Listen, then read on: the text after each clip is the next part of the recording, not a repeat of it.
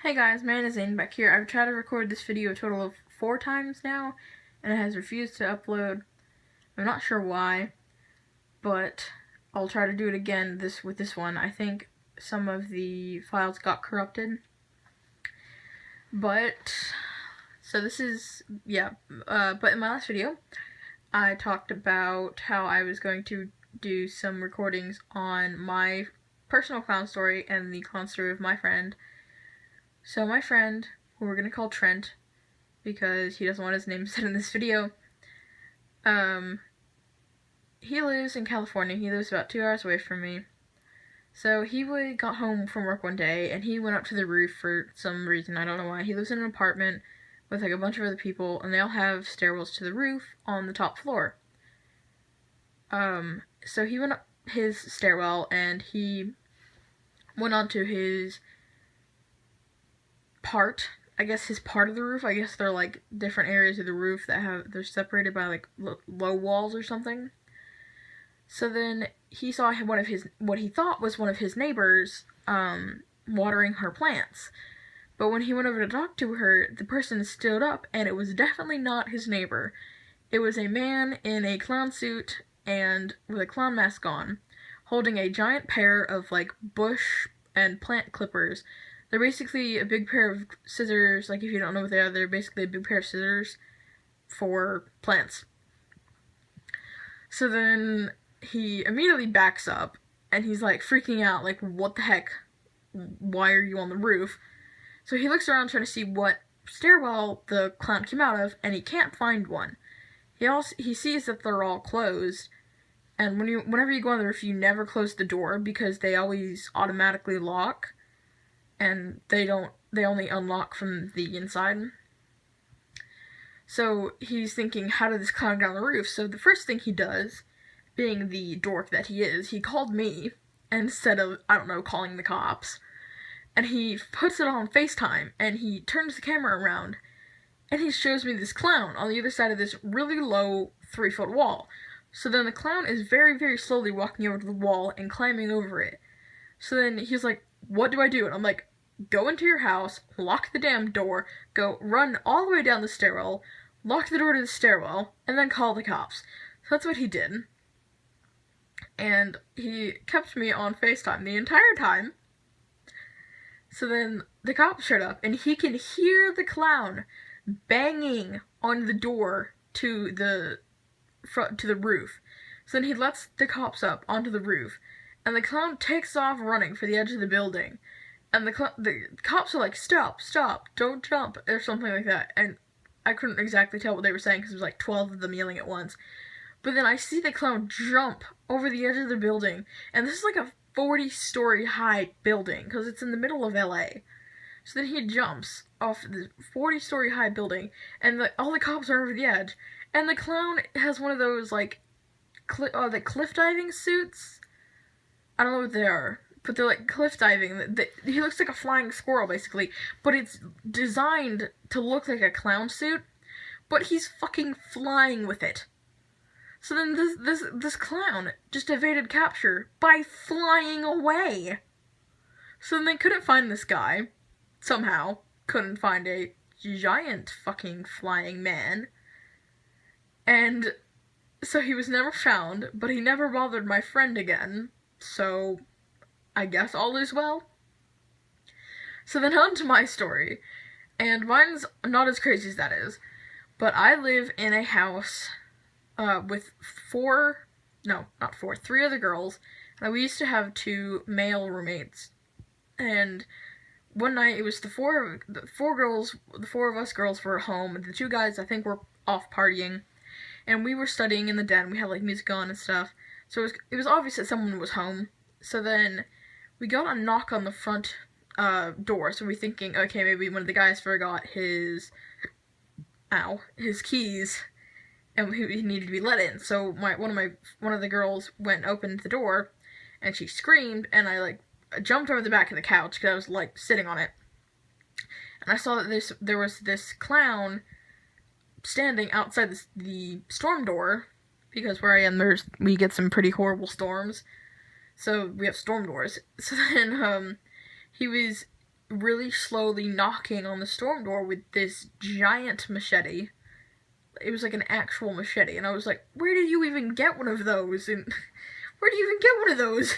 It was really funny.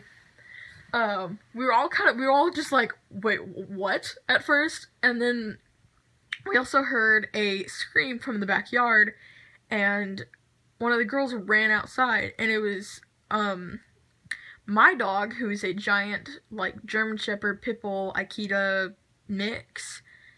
So he's a little bit territorial. Only a little bit.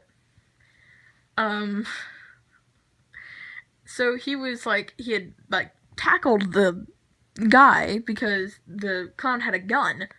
And my dog knows what a gun smells like, and he knows that if I'm not the person holding the gun, that it is bad. So he'd tackled the clown, and it, like, bit his hand until he dropped the gun. And then two of my housemates also have dogs.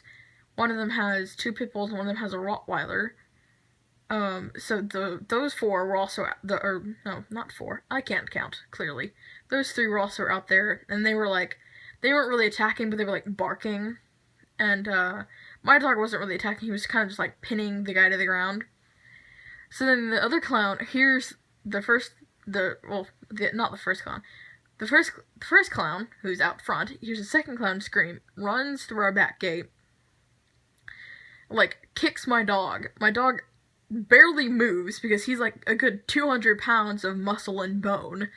And my dog just whips, like, turns around so fast on this guy, and the guy immediately jumps back. Like, he doesn't even think of using the machete.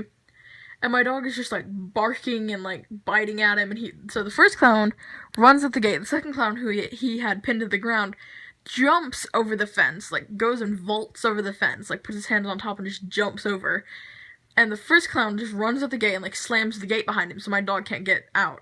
So then my dog's, like, jumping on the fence, and we're just laughing. The 4 of us girls are just fucking laughing. We're standing on the porch just laughing at these 2 clowns, how they're, like, they just got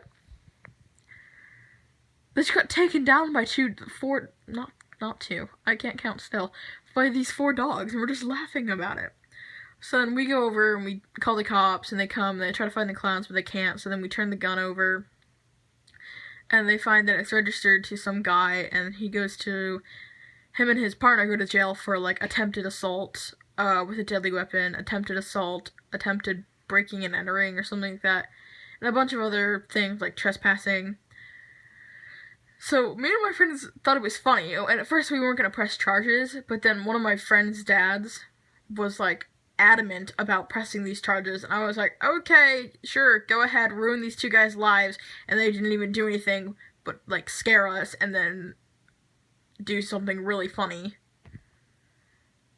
Because, well, we don't really know what they were going to do, like, we don't know what they were planning to do, but since we live in a college neighborhood, we were guessing they were probably just 2 college kids, like, dorking around pranking people, because the gun was unloaded. So clearly the guy had no intentions of using it because he didn't have any, like magazines or bullets on him at all. So it was clear the intention was not to use it. But it was, like, we literally thought the girl's dad was so ridiculous. Like, even she thought he was a little bit ridiculous about pressing all these charges on them. And I was just like, okay, yeah, I can kind of understand, like, he's just being protective. But, really?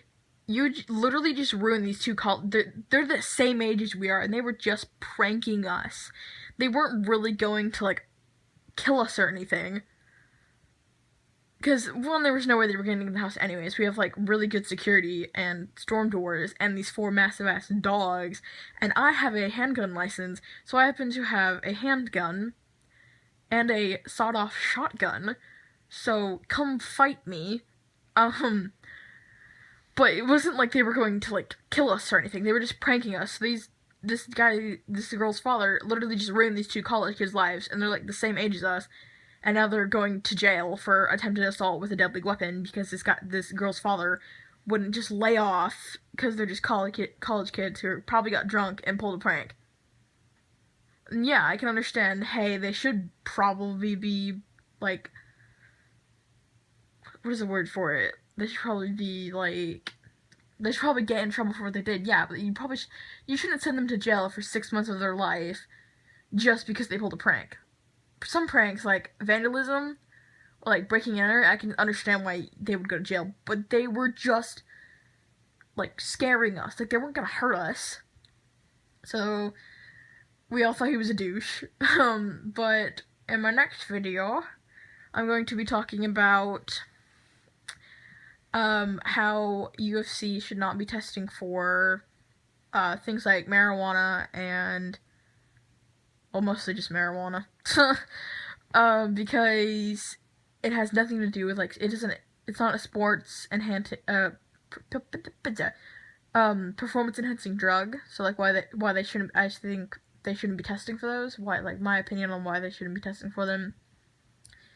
So, if you don't want to hear that, then I'll probably, use the keyword there, post another video really soon about my crazy roommate stories.